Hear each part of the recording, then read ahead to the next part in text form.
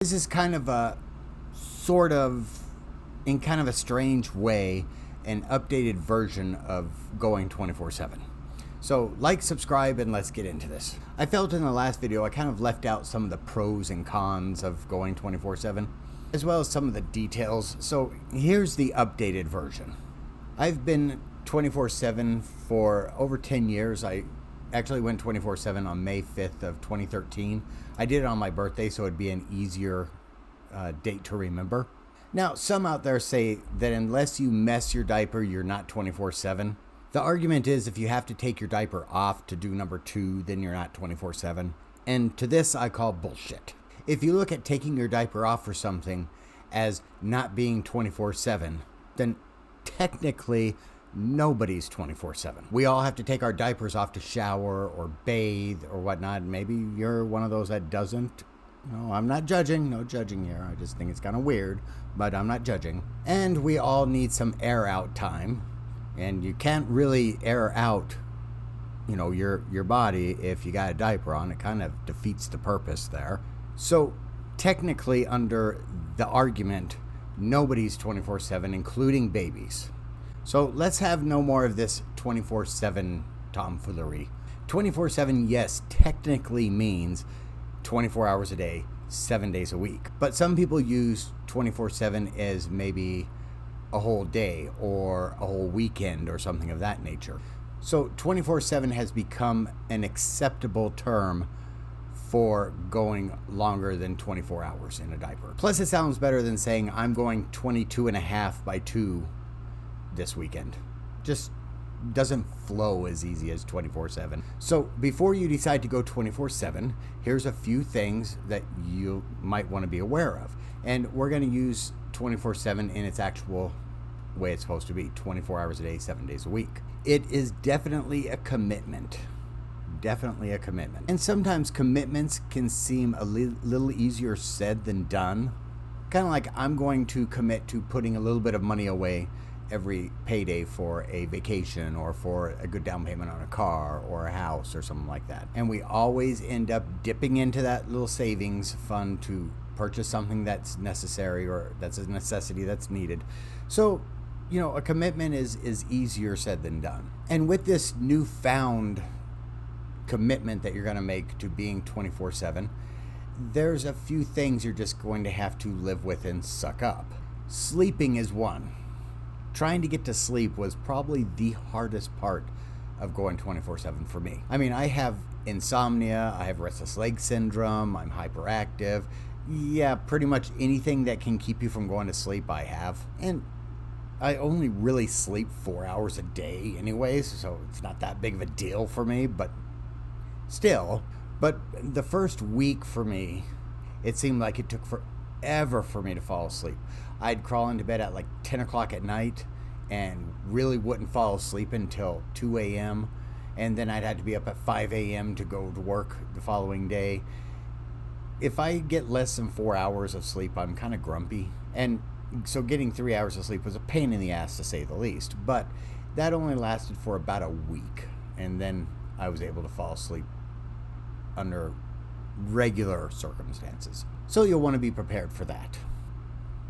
And if you live in a warmer environment, you'll have to prepare yourself for that shit sandwich. I live in the desert, and usually in June, July, and August are usually the hottest times of the year, and it can swell up to 110, 115 degrees.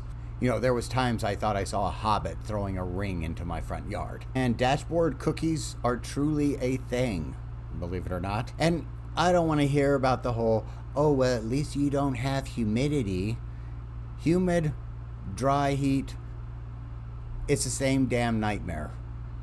Just very, very, very damn uncomfortable. So when the temperature goes up, the diaper starts to feel more and more uncomfortable. Plus, the diaper is kind of fitting you like thermal underwear. So you're going to get hotter because your body temperature is going to raise because of the diaper. So you're just going to have to end up sucking it up and dealing with it. Now I fully understand why babies cry when it's hot out. I completely get it now. They claim cloth-backed diapers help, Bullshit on that would be my personal experience. Using powders and creams can help a little, but I wouldn't count on it. So, in a nutshell, you're just going to have to remember the commitment you made to yourself and just suck it up and deal with the heat. Just live with being uncomfortable for the summer. If you made the commitment, you're just going to have to live with it. And I mean, you do at some point get used to it being uncomfortable. I mean, it doesn't make it any less miserable, but you do get used to living uncomfortably for the summer months. Winters are kind of a blessing because, again, diapers are like wearing thermal underwear. Even in Tucson, it can be nice. But fate isn't without its sense of humor. In the winter months, we here in Tucson, when in our cars, use the heater in the morning and the AC in the afternoon. And that's Tucson. Places like Phoenix and Lake Havasu are a lot hotter, or a bit hotter, maybe a lot hotter. And those of you that live in Phoenix or Lake Havasu, I will be praying for you. Being 24/7 inside during the winter months helps out quite a bit as well. Unless you have the guy that lives below me. For some reason during the winter, he has to have his heater set at Inferno. I have my AC set at 76 degrees Fahrenheit all year round. Now, when it's 40 degrees outside and your thermostat is set at 76 degrees and your AC kicks on at 8 o'clock in the morning, you know there's a problem. The bastard needs to remember that heat rises. And for God's sakes, put some damn clothes on and you wouldn't need to have your damn thermostat set at Inferno. Apparently he walks around his apartment naked. It's something I don't plan on wanting to see. Anyhow, off my soapbox. So depending on where you live, just be prepared for the heat. Cost is another factor and can be some folks' biggest issue. I mean, let's face it, Abdl diapers can be somewhat pricey. Depending on the type of diaper and where you purchase the diaper could determine cost per diaper. Now, as you know, I pretty much shop at ABU and Tykables pretty much exclusively. This is mostly because I am a firm believer in supporting my community. I know both of these companies are owned and operated by people within the Abdl community, so therefore they get my business. However, if they don't start getting a grip on this damn in-stock thing, they're going to force me to take drastic measures like using a towel and a trash bag or something. That ain't going to look pretty. Anyhow, depending on the place you purchase it depends on the price of the diaper. I'm not going to tell you not to shop here or there. It's really up to you where you shop. And I really hope it's not at that company whose name need not be said. But hey, who am I to tell you where to shop at? If you want to shop there, knock yourself out. Depending on how many diapers you go through in a day will also depend on how much money you need to budget in every month for diapers. Me, I spend anywhere from $300 to $400 a month on diapers. But that's me. So let's just say that diapers can range anywhere from $100 to $500 a month respectively. And that will be a serious commitment of income that you'll need to settle on. Now let's move on to another expense that people tend to forget about when they're wanting to go 24/7. If you're going to go 24/7, you'll obviously be wearing at work as well. The looser the clothes, the less noticeable the diaper will be. And one of the biggest fears people have is somebody, a coworker or somebody noticing that they're wearing a diaper.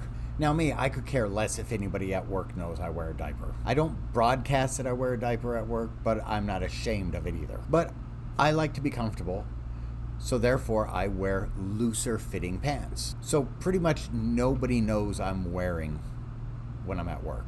Unless they are really looking. And then we have the whole, why are you looking so close up my ass, you damn sicko. But if you normally wear tighter fitting clothes, you may need to go out and buy looser fitting clothes. And with clothes, as you know, depending on where you purchase them from, can determine how expensive or how pricey it's going to be for them. Me, I dress for comfort, not for style. So I'm just as happy wearing pants from Walmart than anywhere else. But that's me, I'm not you. So make sure you put possible new clothes into your budget. Being 24/7 for me has been mostly a joy. Yeah, there are some cons that come with it, but so does everything. if being 24/7 makes you happy, then all the cons will find a way to work themselves out, and you can work around them. I don't regret the commitment I made to myself 10 years ago. So like, subscribe, comment if you must, and until the next video, be blessed.